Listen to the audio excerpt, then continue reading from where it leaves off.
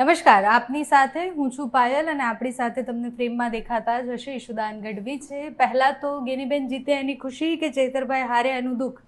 નહીં, મેં પહેલા કહેલું હતું 5-6 મહિના પહેલા કે ઇન્ડિયા ગઠબંધનથી લડાશે અને 26માંથી 26 નહીં જાય. ગેનીબેનને ખૂબ ખૂબ અભિનંદન. અને ચેતરભાઈ પણ અમારી મજબૂતાઈથી ફાઇટ આપી છે.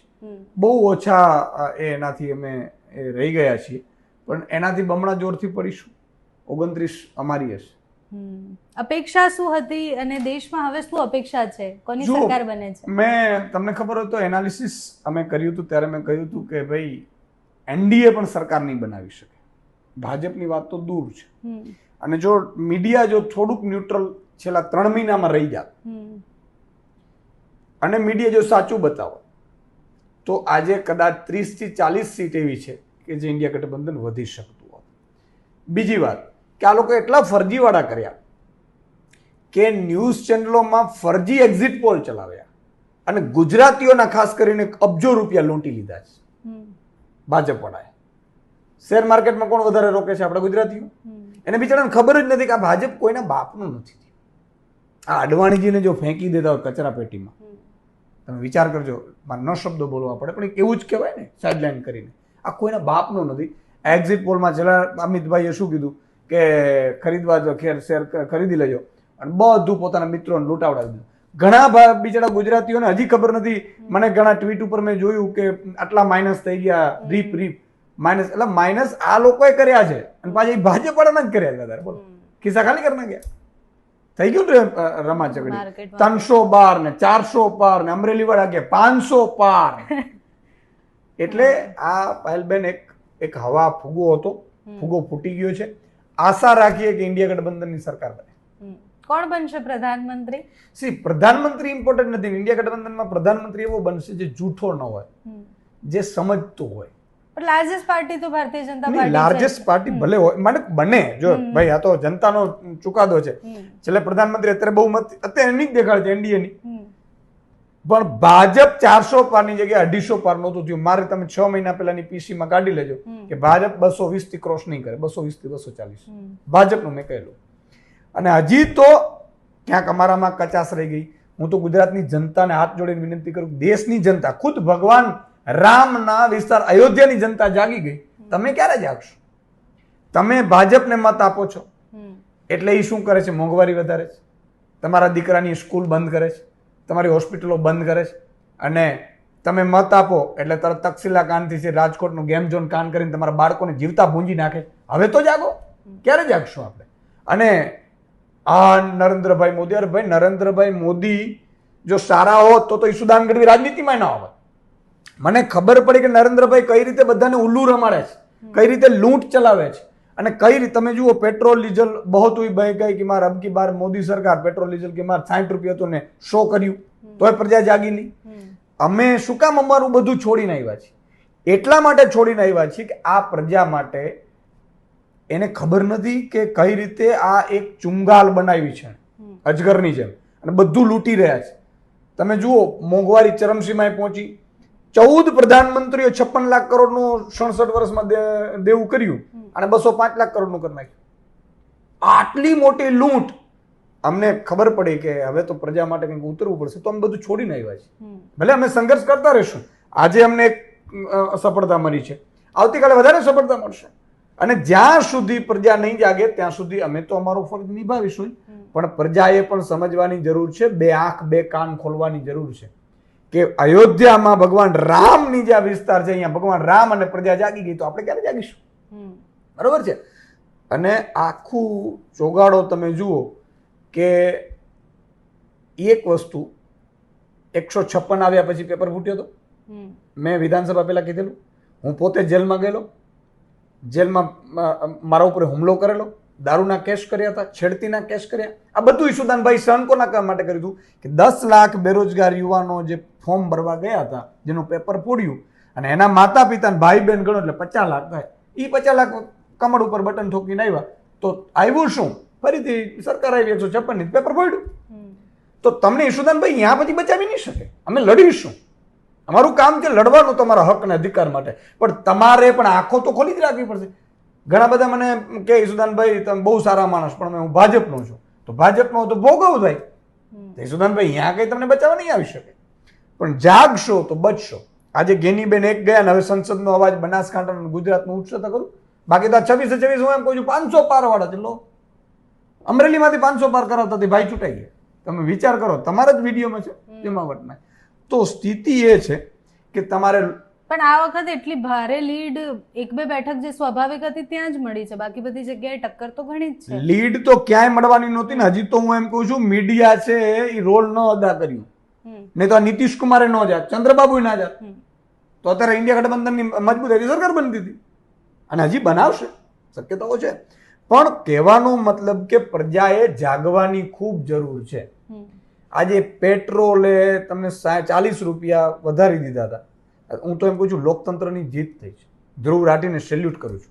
આજે મને પણ ગર્વ થાય છે કે ઈશુદાન ગઢવી આવનારી પેઢી મારી હશે ને. મારો એ કહેશે કે જ્યારે જુવાડ હતો ને ત્યારે મારો બાપ પ્રજા માટે લડતો હતો, બધું છોડીને પ્રજા માટે મરતો હતો.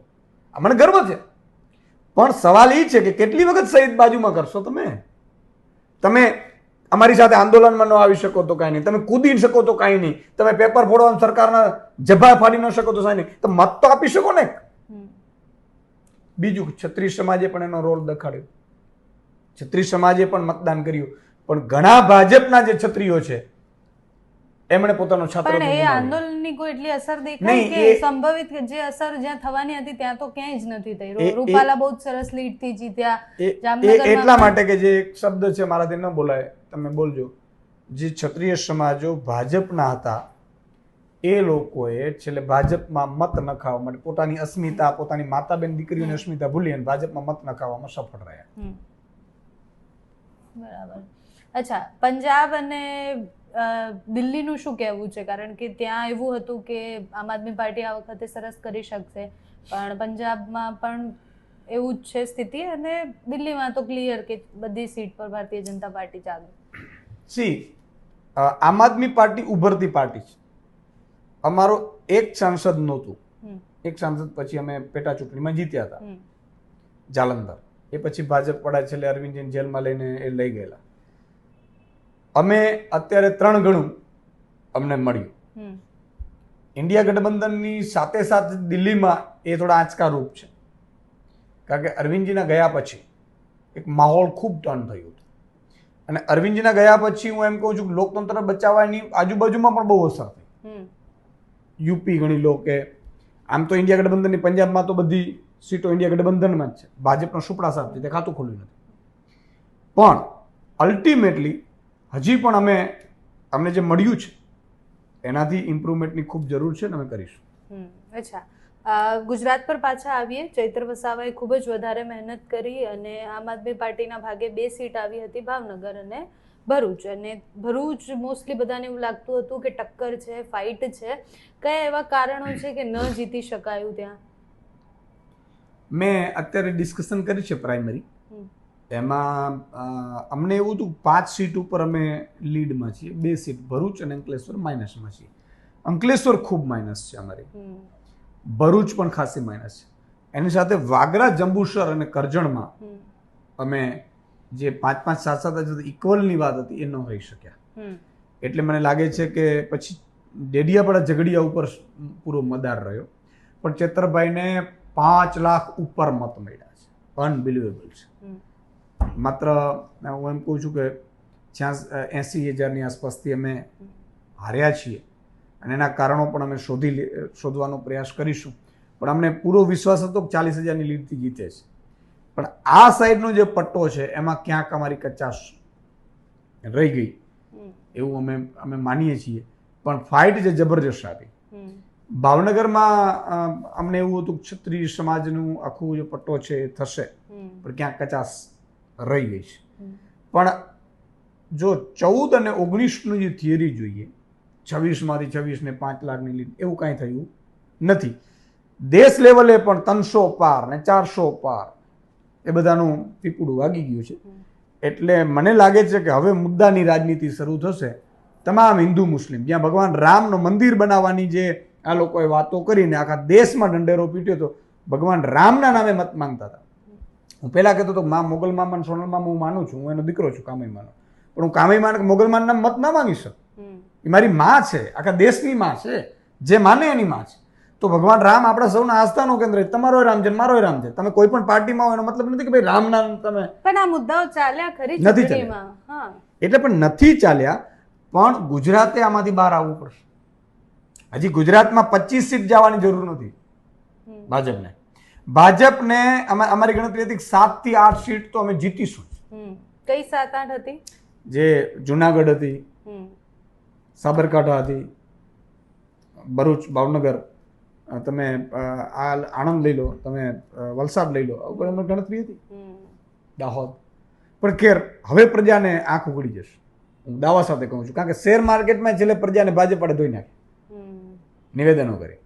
આજે ઘણા લોકો માઇનસ થયા છે, પણ એને ખબર હોવી જોઈએ કે ભાજપના જૂઠાણાના કારણે હું માઇનસ થયો છું. આજે 15, 20, 25 હજાર પોતાના ખિસ્સામાંથી ગયા છે ને ભાજપના કારણે ગયા છે.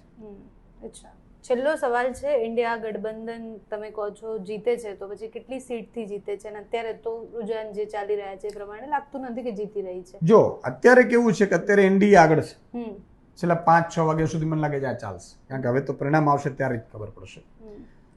એ ચિત્ર ક્લિયર છે હવે તો ઓલમોસ્ટ. એટલે કદાચ એનડીએ ની બને, પણ એ ચાલશે કે નહીં ખબર નહીં. બીજું, નરેન્દ્રભાઈ જે તાનાશાહીની રીતે અત્યાર સુધી, હું નરેન્દ્રભાઈને વર્ષોથી ઓળખું છું, એમનું આ 23મું વર્ષ છે શાસન. અત્યાર સુધી મેં ક્યારે એને હારતા નથી જોયા. પહેલી વખત હાર્યા છે. હું એને હાર કહીશ. અને આજે નરેન્દ્રભાઈ જેના તેવર હશે, અથવા તો એમનું જે ભાજપમાં ઉપજતું હશે, બધું હવે પતું કપાશે. કારણ કે અમિતભાઈ, નરેન્દ્રભાઈ બધું હેન્ડલ કરતા હતા આખે આખું. એટલે આ હાર છે એમની કારમી એટલા માટે કહીશ કે 400 પારનો આખો ફુગાવો બનાવ્યો અને બધી ચેનલોમાં જો એક્ઝિટ પોલ વાળા હવે રડે જ મારો બેટો પેલો. પણ ગુજરાતમાં તો ખેર તોય થોડું બરાબર રીતના જતું એક્ઝિટ પોલ, જે એક સીટ આવવાની કહેતા હતા ગુજરાતમાં. હું એમ કહું છું, ગુજરાત છે ને એ આ લોકોએ એને ધર્મનો નશો પાઈને તૈયાર કરેલું છે. બરોબર છે. અમે અમારા જેવા લોકો જાણી જોઈને જાણા છે છતાં લડત ચલાવે છે ગુજરાતમાં. બરોબર છે કે આ પ્રજા બિચારી હજી નથી સમજતી, પણ એમના આવનારી પેઢીને આખા ભાજપ ખતમ કરી નાખશે. પણ ઓવરઓલ તમે જુઓ, 400 પાર, ચાણક્ય 400 પાર. શેનો 400 પાર? બાબાજીનું ઠૂલું છે 400 પાર. અને એમાંય ચંદ્રબાબુ નાયડુ છે, નીતિશ કુમાર છે, ખેલ જુઓ, પિક્ચર તો બાકી જ છે. ઓકે, હજી પિક્ચર તો આપણે એમ પણ જોવાનું બાકી છે. જ્યાં સુધી ફાઇનલ રિઝલ્ટ નહીં આવતા ત્યાં સુધી તો એવું ના કહી શકાય કે આની સરકાર બની ગઈ કે આની બની ગઈ. થેન્ક યુ સો મચ, તમે અમારી સાથે જોડાયા. Thank you so much.